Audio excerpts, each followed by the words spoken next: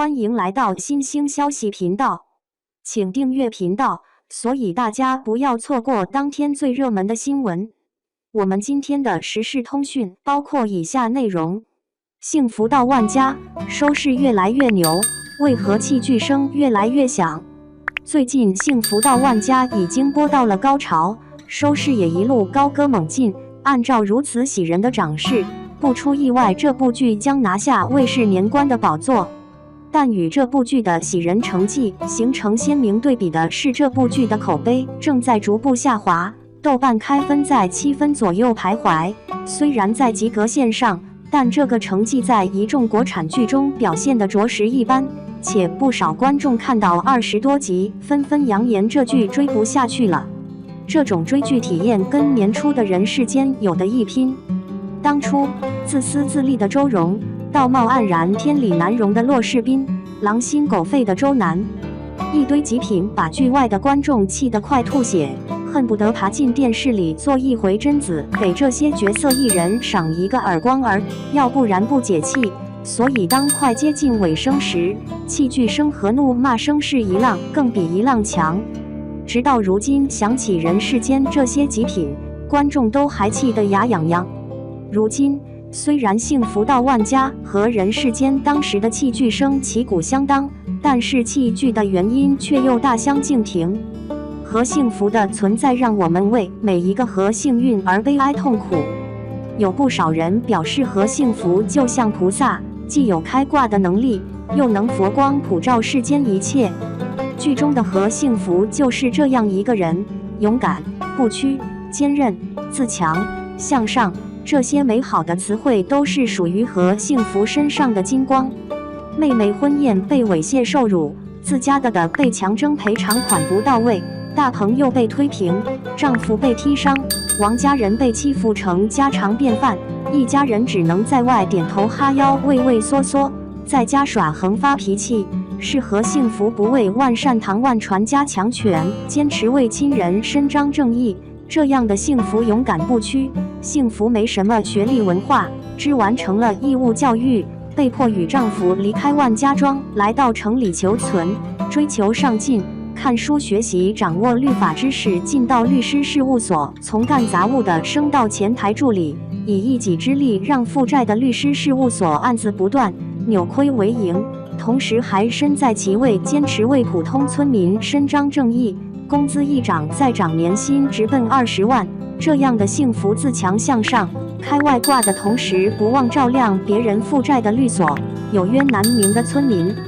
单看和幸福从草根一路逆袭开挂都觉得真是看得爽快，可是作为幸福参照物的妹妹和幸运直接泼了观众一盆冷水，让人直接透心凉。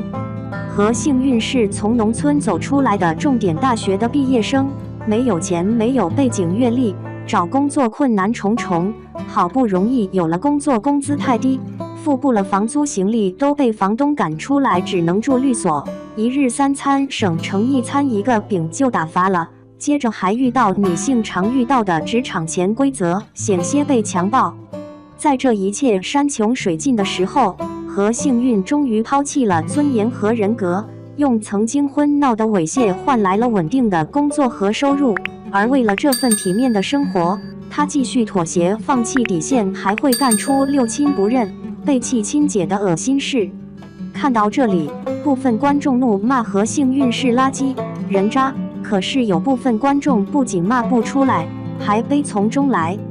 这部分人就是被最近引起热议的小镇做题家，和幸运就是他们的缩影。和幸运们从大学象牙塔里面走出来，才知道社会复杂，人心险恶，才知道为了一份稳定的工作和收入，需要千军万马过独木桥，找不到工作，没有收入，生活窘迫，靠父母接济，连生存都成为一个问题的他们心灰意冷，负面爆棚。这个时候恐怕他们会和幸运做同样的选择，因为比起尊严被践踏，当务之急能够生存才是第一要务。在和幸福自尊自强一路开挂的衬托下，和幸运就是个小丑，因为感同身受，所以而感到悲哀痛苦，不是在为角色悲哀，是在为自己悲哀。生活已经够惨了，何必在剧里再尝一遍，甚至还要沦为衬托别人光辉伟大的背景板？一无是处的农村人处处都是毛病，只有和幸福才能来拯救。这个剧看到现在，大家普遍有一种共识：农村人果然这么糟心啊！万家父子不懂法窝里横，随意恃强凌弱。和幸福的丈夫王家，丈夫何公公活得像个软饭男，在万家人面前点头哈腰，畏畏缩缩，被霸凌了忍气吞声，转过头来却霸凌家人。至于要跟何幸福过一生，编剧认证不会离婚的懦弱丈夫王庆来，毫无担当没本事，心眼小，占便宜还占得理直气壮，拖累别人。何幸福身上有多少美好的标签，他就有多少负面标签。回过头来看万家村的一群农村面孔，读过书的，没读过书的，基本上都是面目可憎。基于这一切，才有了幸福跟他们的矛盾，以及后期的改头换面。或许这样的剧情矛盾更给力，收视会更好。但这样把万家村农村人一刀切的脸谱化、丑化，是不是过于悬浮、不切实际呢？我们农村人就是这样的面貌德性，恐怕农村人第一个不服。有人说何幸福也是农村人，可是农村人是一群人，农村女性也是一群人。显然万家村的村民在剧中代表着农村人整体形象，结果就这么糟心不堪。创作剧本的编剧是否又真的做到立足现实了呢？不为了收视为冲突而冲突呢？